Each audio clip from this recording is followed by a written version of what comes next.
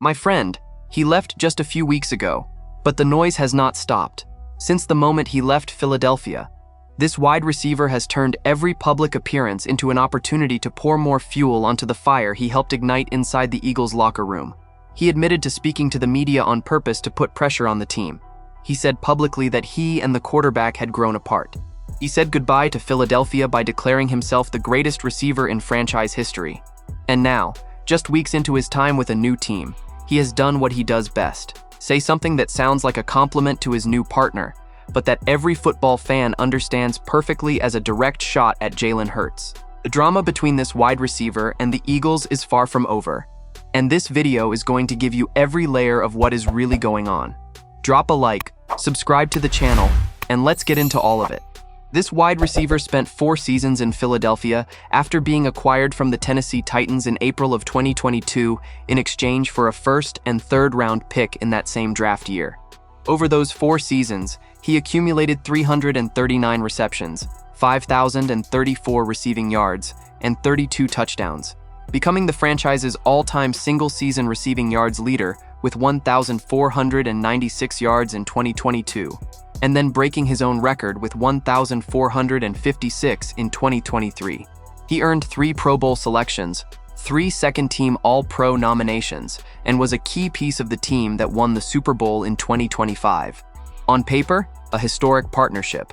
In practice, a relationship that deteriorated to the breaking point.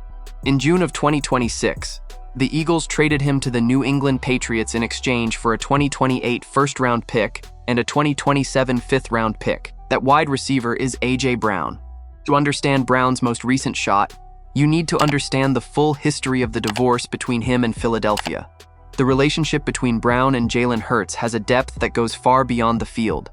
The two were friends since high school, and Hurts is the godfather of Brown's daughter. For years, teammates described them as an old married couple who knew each other inside and out. But throughout the 2025 season, the signs of deterioration became increasingly public. Early in the year, Brown had accumulated just 14 receptions for 151 yards and 1 touchdown through the first 4 weeks, well below what he had produced in the same stretch the previous season. His frustration grew visibly, and in a moment that became a symbol of the internal chaos, he was filmed reading a self-help book on the sideline during a playoff game. That image said more about the situation than any official statement ever could. Brown then made a decision that divided opinions across the entire NFL. In an interview on the 7 p.m. in Brooklyn podcast with Maria Taylor, he admitted that his public comments during the season were made on purpose to put pressure on the team. The quote was direct. He said he did it to give the group a push, that he knew that if he said something in the media, it would give the issue legs and force everyone to work harder. Some analysts called this leaking stories to the press. Others, like Mike Florio of Pro Football Talk, were more precise in their assessment, arguing that Brown never said he was leaking stories anonymously, but rather that he spoke publicly in a calculated way. Regardless of the interpretation, the central message was the same. Brown used the media microphone as a strategic tool while still inside the Eagles' locker room, and he had no problem admitting that publicly after the trade.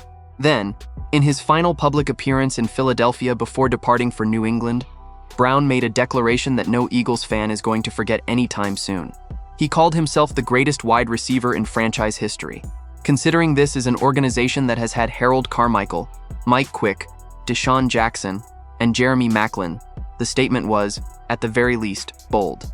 But Brown was clearly in the mode of rewriting the narrative around his departure, and that declaration was part of that effort. And now we arrive at what happened in the last few hours and what motivated this video.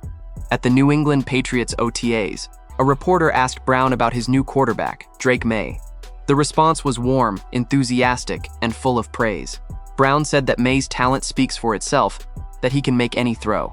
But the part that the entire NFL noticed was this. Brown said what impresses him most about the young quarterback is that he knows what he is doing. That at such a young age he already understands defensive coverages, hot routes, blitzes, every detail of the game. He also called Maye a true leader of men. The phrase "knows what he is doing" is nearly impossible to hear without thinking about the dynamic between Brown and Hurts over the last 2 years. That phrase is not just praise for the new quarterback. It is a comment about the previous one. The question worth asking, though, is how much weight Brown's current praise of Maye should actually carry. Brown has been with the Patriots for a matter of weeks. He has not yet played a single regular season snap alongside Drake Maye under real game pressure. He is in what every athlete who changes teams knows well as the honeymoon phase. The moment when everything about the new situation feels like a breath of fresh air, because the frustrations of the old situation are still fresh and the new one has not yet had time to generate its own tensions. History across the NFL is full of players who arrived at new teams talking about how much better the communication was, how much more the new quarterback understood the game, how much more respected they felt, only to see those same players expressing similar frustrations 2 or 3 seasons later. The honest truth is that Brown's current praise of Maye tells us more about how his relationship with Hurts ended than it does about the objective qualities of either quarterback. The question is whether any of this critique is fair to Hurts in the first place. Jalen Hurts won the Super Bowl. Jalen Hurts earned Pro Bowl honors. Jalen Hurts put up seasons with more than 3,000 passing yards and over 22 combined touchdowns through the air and on the ground. But it is also true that his relationship with the passing attack was a consistent target of internal and external criticism. The wild card loss to the San Francisco 49ers, where Hurts reportedly called 4 vertical routes back-to-back in a scoreless sequence that ended the season, remained etched in collective memory as a symbol of the limitations of the passing offense under his command. When you place that sequence alongside Brown's comments, the narrative begins to take shape, even if it is a partial and convenient narrative from someone who just forced his own way out of a franchise. Hurts' response to reporters asking about Brown's comments was revealing in what it said and what it did not say. The quarterback stated that he is not in a position to challenge anyone's perspective on anything. He added that he has always been focused on the collective, that he has always directed his energy toward the team's shared mission. There was no counterattack. There was no heated defense. There was a quarterback who decided that the best move was simply not to play the game Brown is running on podcasts and social media. That posture can be read as maturity or as resignation, depending on who is doing the analysis. What cannot be ignored is that the Eagles are moving forward with determination. The new receiver group features Devonta Smith as the primary option, Makai Lemon as the 2026 first-round pick from USC that Roseman went up in the draft to select, and Dontavian Wicks as the receiver who knows new offensive coordinator Sean Mannion's system inside and out. The franchise made a clear decision. Jalen Hurts' competitive window is more important than any individual narrative, and building around him with younger and better aligned pieces is the right path forward. A.J. Brown can keep praising Drake Maye at New England OTAs as long as he wants. Philadelphia is already looking ahead, with A.J. Brown building the narrative of a man who needed a quarterback who knew what he was doing, and with Jalen Hurts responding with calculated silence and a focus on the future. Do you think Brown is being fair in his assessment of his years in Philadelphia? Or is he rewriting the story of a departure that was ultimately the result of his own choices? Drop your opinion in the comments. Do not forget to like this video and subscribe to the channel. I will be back later to update you with the latest Eagles news.